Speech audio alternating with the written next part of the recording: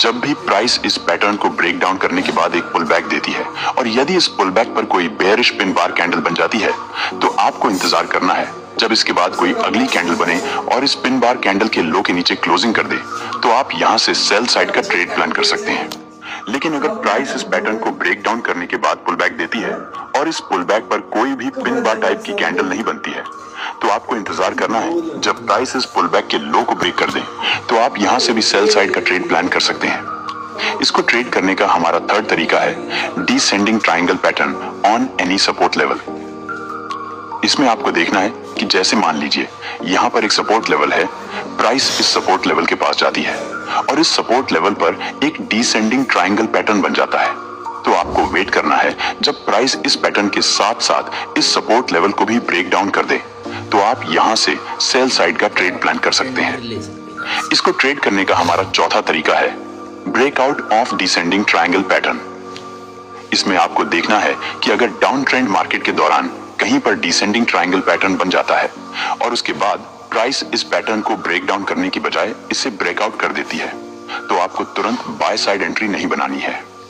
आपको इंतजार करना है अगर प्राइस इस पैटर्न को ब्रेकआउट करने के बाद एक रिट्रेस देती है और उसके बाद जब प्राइस इस रिट्रेस के हाई को ब्रेक कर देती है तो आप यहां से बाय साइड का ट्रेड प्लान कर सकते हैं। क्योंकि जब प्राइस एक रिट्रेस देती है तो इसका मतलब होता है कि सेलर्स प्राइस को डाउन साइड ले जाने की कोशिश कर रहे हैं, लेकिन जब प्राइस दोबारा से अपसाइड जाकर इस रिट्रेस के हाई को ब्रेक कर देती है तो इसका मतलब है कि सेलर्स ने प्राइस को डाउन साइड ले जाने की कोशिश की थी, लेकिन बायर्स ने प्राइस को डाउन साइड नहीं जाने दिया बल्कि बायर्स ने प्राइस को अपसाइड ला दिया।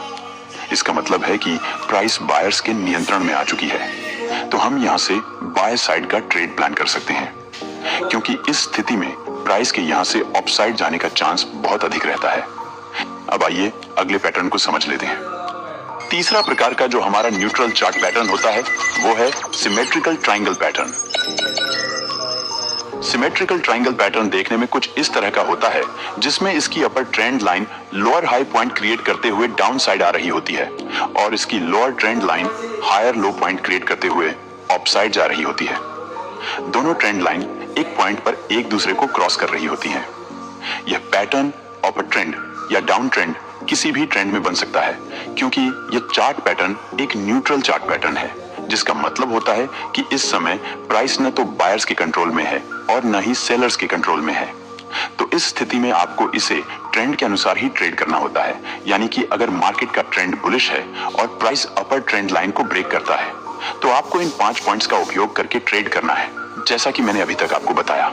और अगर मार्केट का ट्रेंड बियरिश है और उस दौरान प्राइस इस लोअर ट्रेंड लाइन को ब्रेक डाउन करता है तो आपको इन 5 पॉइंट्स का उपयोग करना है जैसे मैंने आपको अभी और चार्ट पैटर्न्स में बताया है। मुझे उम्मीद है कि आपको सब कुछ अच्छे से समझ आ रहा है। अब आइए हम रिवर्सल चार्ट पैटर्न्स को समझ लेते हैं कि हमें रिवर्सल चार्ट पैटर्न्स को कैसे ट्रेड करना है जिनसे ट्रेंड बदल जाता है। अब आपको वीडियो को बिल्कुल भी स्किप नहीं करना है क्योंकि अब जितने भी चार्ट पैटर्न्स मैं आपको बताने जा रहा हूं वे सभी बहुत पॉपुलर चार्ट पैटर्न्स हैं और मार्केट में हमेशा देखने को मिलते रहते हैं। Reversal chart patterns. हमारा पहला रिवर्सल चार्ट पैटर्न है double top chart pattern. Double top chart pattern देखने में कुछ इस तरह का होता है जो कि अप ट्रेंड मार्केट के दौरान बनता है। जब यह चार्ट पैटर्न चार्ट में बनता है तो ट्रेंड के रिवर्स होने के हाई चांसेस रहते हैं। जब प्राइस अप ट्रेंड में जा रही होती है तो प्राइस ऊपर जाती है और किसी एक पर्टिकुलर पॉइंट से रिवर्स होकर नीचे आ जाती है, यानी कि एक पुल बैक दे देती है। इसके बाद प्राइस फिर से इस पॉइंट से रिवर्स होकर ऊपर जाने लगती है। इस बार जब प्राइस इस रेजिस्टेंस लेवल के पास पहुंचती है तो इस रेजिस्टेंस लेवल से प्राइस में हाई सेलिंग प्रेशर देखने को मिलता है जिससे प्राइस यहां से रिजेक्ट होकर नीचे आ जाती है और यही हमारा डबल टॉप चार्ट पैटर्न बन जाता है।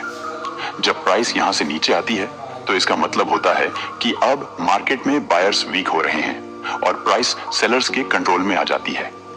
इस डबल टॉप चार्ट पैटर्न में हमें 2 पीक्स दिखते हैं और दोनों पीक्स एक ही लेवल पर बनी होती हैं।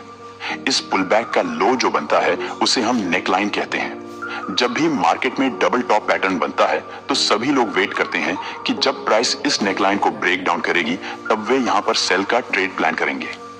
इसको ट्रेड करने के लिए हमें इन सभी पॉइंट्स का यूज करना है। चलिए इन्हें एक एक करके समझ लेते हैं। डबल टॉप पैटर्न को ट्रेड करने का हमारा पहला तरीका है neckline breakdown. with a strong bearish candle.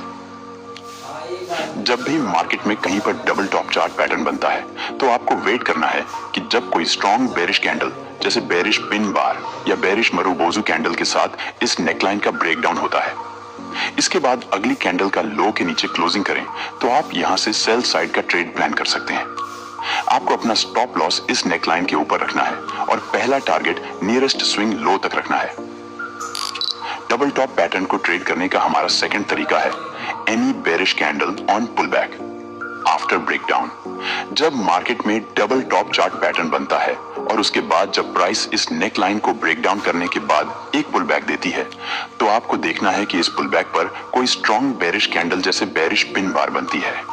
इसके बाद अगली कैंडल का लो के नीचे क्लोजिंग करें तो आप यहां से सेल साइड का ट्रेड प्लान कर सकते हैं। अगर प्राइस पुलबैक देती है और पुलबैक पर कोई बेरिश कैंडल नहीं बनती है तो आपको वेट करना है कि प्राइस इस पुलबैक के लो को ब्रेक कर दे, तब आप यहां से भी सेल साइड का ट्रेड प्लान कर सकते हैं।